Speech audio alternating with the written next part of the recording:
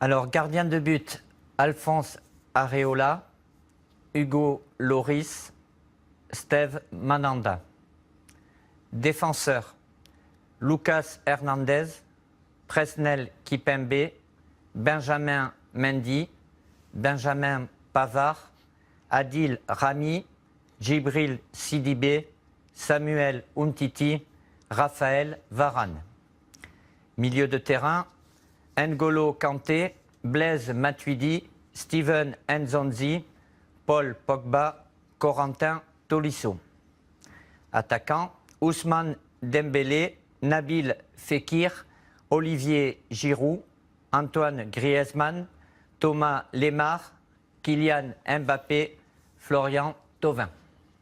Voilà donc pour cette liste de 23 joueurs. Vous allez à présent nous donner le nom des suppléants qui participeront à la Coupe du Monde si et seulement si l'un des 23 sélectionnés se blesse. Vous allez nous donner ces noms et là encore par ordre alphabétique. Tout à fait, même si normalement ils auraient dû être 12 puisque j'avais une pré-liste de 35 à fournir à la FIFA. Malheureusement, un d'entre eux s'est blessé hier. Donc ils sont 11. Ils sont 11. On y reviendra certainement après. C'est à vous. Donc il y a Wissam Ben Yedder, Kingsley Coman, Benoît Costil, Mathieu Debuchy, Lucas Digne, Alexandre Lacazette, Anthony Martial, Adrien Rabiot, Mamadou Sakho, Moussa Sissoko, Kurt Zouma. Didier, l'absence la plus remarquée par les amateurs de football, c'est évidemment celle de Dimitri Payet. Tout à fait. S'il n'avait pas été blessé, il l'est. S'il n'avait pas été blessé, vous l'auriez sélectionné? Ah, c'était un candidat sérieux à un poste dans les 23. Dimitri a joué la première demi-heure du match. Hier, de cette finale, sa situation s'est aggravée. Vous êtes certain qu'il ne pourra pas récupérer d'ici le début de la Coupe du Monde? Un délai de récupération, la moyenne pour ce type de blessure, pour revenir sur le terrain et être apte à jouer, c'est 3 semaines. Mais trop juste. Comme c'est une blessure musculaire, il y a un risque quand même important de nouvelles récidives. Et à partir de là, par rapport aux délais qui sont les miens et une liste de 23 que je dois communiquer, je le répète, le 4 juin à midi, malheureusement pour Dimitri, ça ne va pas être possible. Didier, je vous ai posé une question à peu près similaire il y a 2 ans, je vous la repose maintenant parce qu'elle est toujours d'actualité. Pourquoi vous n'avez pas sélectionné le meilleur buteur français en Ligue des Champions, Karim Benzema? Il est titulaire dans l'un des meilleurs clubs du monde. Il y a incompatibilité d'humeur entre Didier Deschamps et Karim Benzema.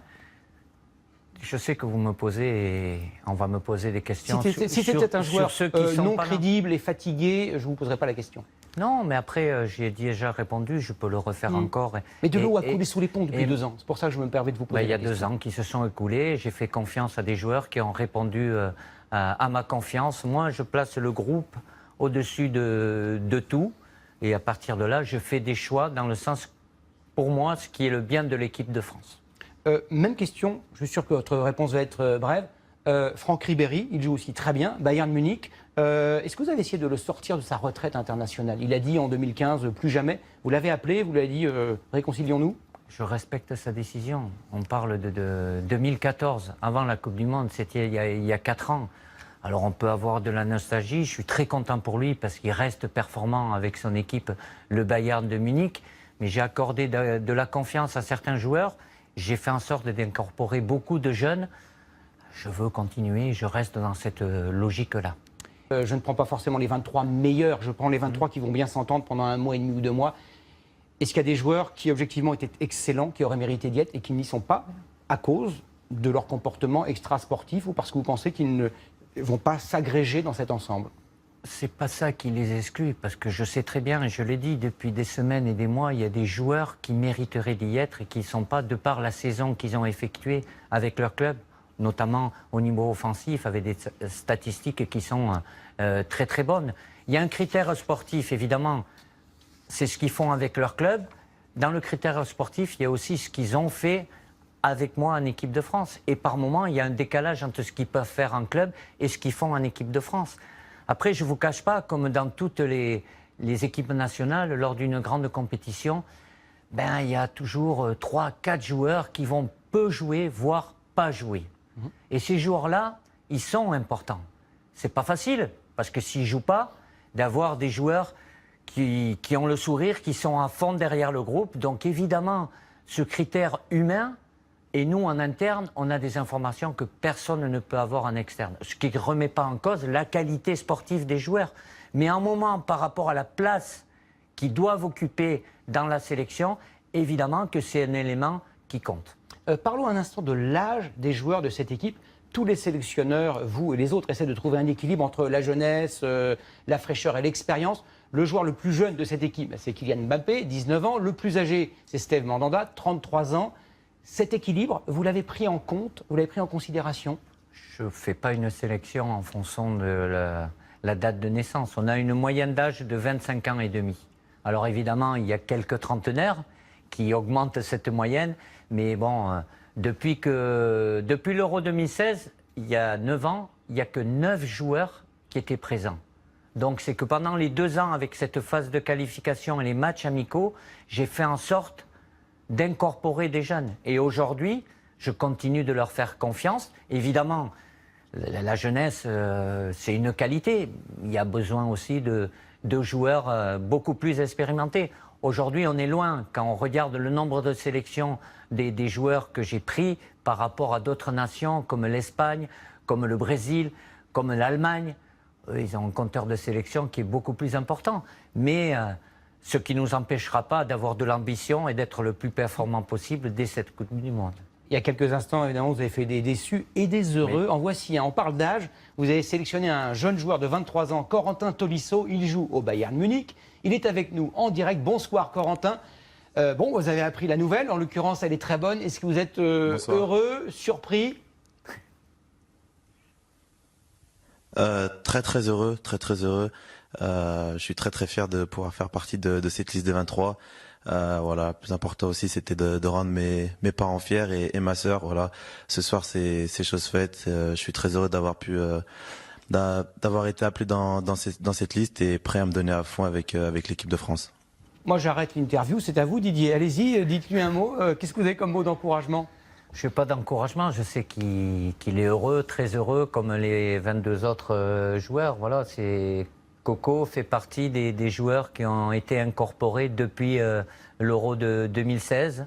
Il a été très performant avec nous. Regardez comme votre parole compte, Didier. Il y a 3 minutes, il a découvert qu'il était sur les listes. Regardez, sa première réaction, nos caméras étaient sur place à Munich. Regardez la première réaction de...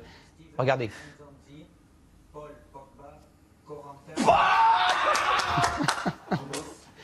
Bon. C'est formidable. C'est que la confirmation. Je sais, bon. Mais il y en a d'autres qui, malheureusement pour eux, n'auront pas le sourire qu'a Corentin ce soir. Mais... Et en un mot, vous lui dites quoi? Vous lui dites je t'ai pris, je t'ai choisi. Pour quelle qualité? 3-4 qualités qu'il a. Il les connaît, mais dites-lui de manière en direct et de manière extrêmement claire. Non, mais il le sait. On a eu l'occasion de discuter plusieurs fois ensemble. Corentin a énormément de qualité. Il a, je le répète, été très performant avec nous à chaque fois que j'ai eu à l'utiliser, que ce soit commençant, en rentrant. Voilà, il donne tout. Et voilà, il était à Lyon où il était performant. Il est aujourd'hui au Bayern de Munich avec une forte concurrence, mais il sait que j'ai grande confiance en lui.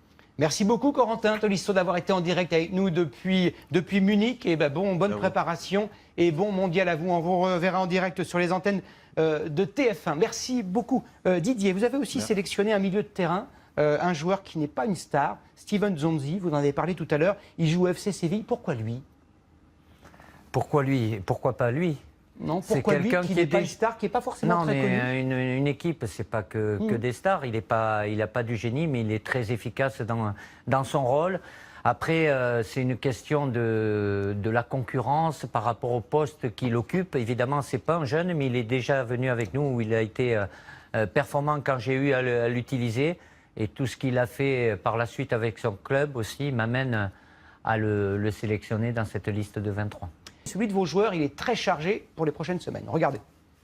Pour l'équipe de France, la Coupe du Monde commence dans quelques jours. Le samedi suivant, le 9 juin, la France affronte les États-Unis à Lyon pour son dernier match amical. Le lendemain, direction la Russie et le camp de base d'Istra à 50 km au nord-ouest de Moscou. Une semaine d'entraînement avant leur premier match à Kazan, le samedi 16 juin face à l'Australie. 5 jours plus tard, les Bleus iront à Ekaterinbourg, encore plus à l'est, pour affronter le Pérou. Enfin, le mardi 26 juin, dernière rencontre du premier tour à Moscou face au Danemark. Après, il leur restera 3 matchs pour atteindre, ils l'espèrent, la finale le 15 juillet à Moscou. Waouh, quel calendrier. Il y en a un qui ne sera pas dans cette aventure. Je sais que vous l'aimez beaucoup. Oui, c'est Laurent Koscielny. C'est quelqu'un qui était présent en 2014, en 2016 et j'ai une forte pensée pour lui parce que c'est une perte importante pour le groupe, que ce soit sur le plan sportif et sur le plan humain.